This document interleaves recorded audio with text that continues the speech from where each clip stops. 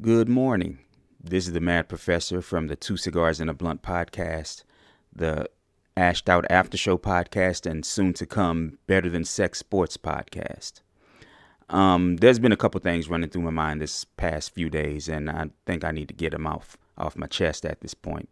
2 days ago on the 10th, Orenthal James Simpson died at the age of 76 of cancer. I don't remember which type of cancer rather. It might have been pancreatic if I remember right, or maybe not colorectal. I don't think that's what it was. But anyway, that's beside the point. The funny thing about his death is some of the first things people said is accused killer O.J. Simpson or accused murderer O.J. Simpson.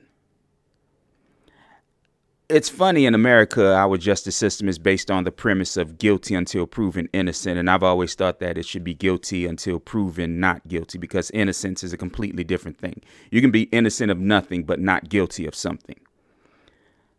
So the fact that they keep saying accused killer, it shows how much they want to taint the man's image. Now, I'm not saying he was the greatest guy in the world. I'm never going to say that. But he was found not guilty in a court of criminal law. Now, of course, to balance off that, what most people felt was an injustice, he was found guilty in civil court, given a liability, which is different from criminal, of course, the way it has been set up. So why continue to say accused killer? Why not say just O.J. Simpson? Granted, him being an accused killer became the greatest part of his legacy, which is unfortunate because on the football field, he was amazing. As an actor, he wasn't bad either. He was funny. He was engaging in the movies and the roles that he had taken, and even in the commercials, he was engaging. But the only thing people want to bring up about him is accused killer.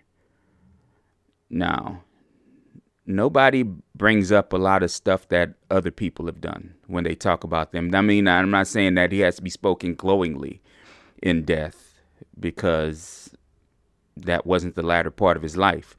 But the fact that everybody wants to say accused killer shows what people really think about the man.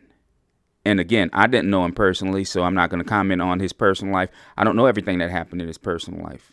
But to throw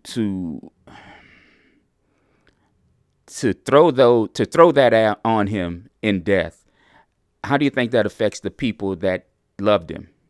How do you think that affects the people he loved to always hear, oh, you're that accused killer's relative, or you're that accused killer's son, daughter, whatever?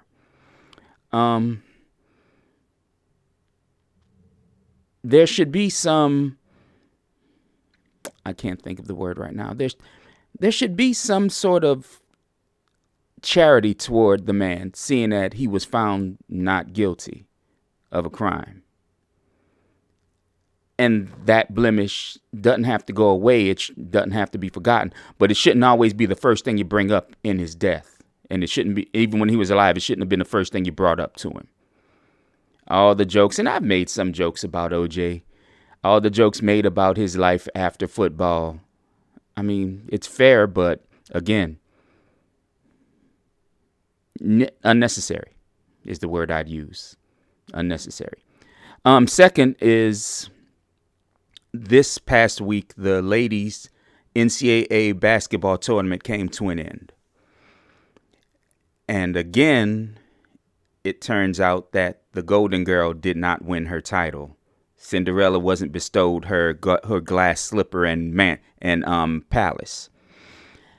And the first thing now everybody says was maybe her team wasn't good enough. How about she wasn't good enough? How about that? Because you never brought up a team when they were winning. You just brought her up. Caitlin Clark. I'll say her name. You never brought up her team when they were playing. You brought her up. You brought up her accomplishments. You brought up everything she did. Every article you saw is Caitlin Clark takes on this team, or Caitlin Clark takes on that team. Not the Iowa Hawkeyes take on this team. So, I mean, it's funny how it's always about the favorite son or daughter. They are shielded from criticism when they lose. or when they don't do well. They're shielded from that criticism, but they're given all the praise in the win. I watched that game. Or I watched some of it. I won't lie and say I watched all of it. I watched some of it. And what I saw, especially in the second half, she did not look good. She turned the ball over second half 4 or 5 times, missed a bunch of shots that she shouldn't have taken, a bunch of ill-informed and ill-taken shots. But that's not what they brought up about her. They brought up her team wasn't properly put around her. How the hell is her team bad if this the second year in a row she's gotten to the NCAA title game? Don't blame her because they lost. No. Blame it on everybody else. She did her part. Well, guess what? If the team didn't win, nobody did their parts. Nobody. It's a team sport. I don't give a damn what you want to think about it. It is a team sport. It's a team of superstars. A league of superstars, yes, just like NBA, NFL. But if the team loses, the team lost. Not just your golden girl, America. Not just your golden girl. Now, will she have success at the next level? Possibly. I saw one article, I want to say it was in the New York Times. No, it wasn't New York Times. I don't remember where it was now, honestly. That said if the Washington WNBA team doesn't pick her, they failed. Who says she fit into their system? Just because that's where y'all want her to go number one? Who says that she's going to fit in that system? I mean, shooters shoot. Yeah, shooters can shoot at any level. Yeah. But that don't mean that she's right for that team. That don't mean they can build around her. I mean, obviously, she's shown she can't be built around if she can't win. She can't win the title, rather. She can win some games, but she can't win the title. So y'all logic makes no sense. Maybe my logic doesn't. It's not the first time it hasn't. Thirdly, and I'll say this before I get off. Mr. President, ex-President Donald Trump has had his bond terminated. So by Monday, his assets can be seized, including cash assets, meaning his bank accounts. What's funny is the sketchy way he tried to have his bond paid with a company that wasn't worth a tenth of what his bond actually was, if I remember reading right. See, when you put up a bond for someone in New York State, you have to be licensed to do so. 2, you have to show that you can pay the bond itself, the full bond itself, without any undue financial distress to yourself or your company.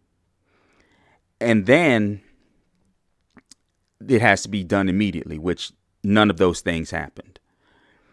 And here's the thing about Donald, whatever his name is. I'm not going to say it. I'm not going to say the man's name anymore. When he had his bond lowered, he told the appellate court that there wasn't a way he could pay $487 million for his initial bond. So they lowered it to 180 plus some change, which just come out that that's a lie. He had a company that was willing to pay that bond, but he chose not to use that company, use that friend of his to pay that $487 million bond. Imagine if you did that. Imagine if I did that. What would happen? What would be the consequence of us lying to the court about what we can and can't pay? 1, we'd be in jail anyway for not being able to pay the bond, because if they set a bond and you can't pay it, you sit in jail. You don't get opportunity after opportunity after opportunity to not do what the law states you to do. And then they say that this shows a 2-tiered justice system that favors that's going against this man. What's funny is both tiers have always been an advantage to people like him. Both tiers. You know, I don't know. I don't know what to make of. I do know what to make of it. It's BS. It's bullshit. Straight up bullshit. Because like I said, I can't tell the court that I can't pay my bond and be walking around free, or fine and be walking around free. I can't do that. That's 2 tiers though. I guess there's a 3rd tier, one for normal people who the justice system wants to put their thumb down on, or really their foot down. I don't know. It's just something to talk about.